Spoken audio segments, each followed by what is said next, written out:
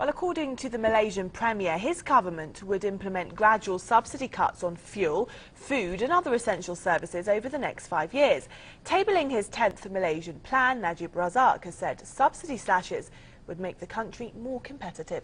Meanwhile, opposition leaders have cried foul over this decision, saying the poor would have to bear the brunt of subsidy cuts. Press TV's Mahi Ramakrishnan reports. The Malaysian government's plans to cut down subsidies gradually over the next 5 years have not gone down well with the opposition. Tabling the 10th Malaysian plan, also known as RMK10, Prime Minister Najib Tun Razak emphasized that subsidy slashes are essential to make the country more competitive globally. The plan outlines strategies to increase national GDP by 6% and reduce deficit from 7% to 2.8%.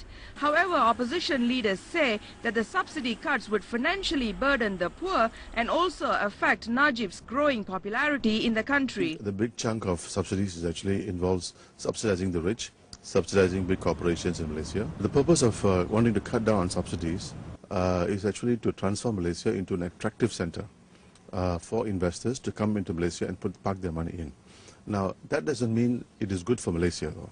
That doesn't mean it is good for average Malaysians. The government plans to bolster 12 key economic areas, which it says has the potential to generate high income. The first two listed are oil and gas, palm oil and related projects. Najib's cabinet ministers and supporters say that the $70 billion wish list also aims at uplifting the living standards of those living below poverty lines and the Aborigine communities. I think this RMK10 has the ability to reach every Malaysian.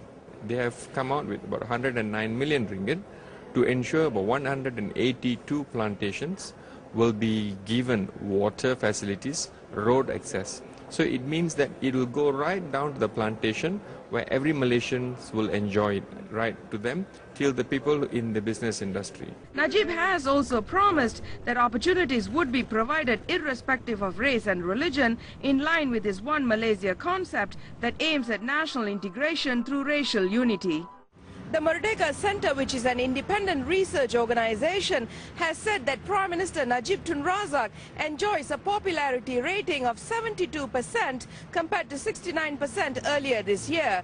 But political observers say that whether or not Najib's policies would ensure that he continues to enjoy the support of the people remains to be seen. Maheshwari Ramakrishnan, Press TV.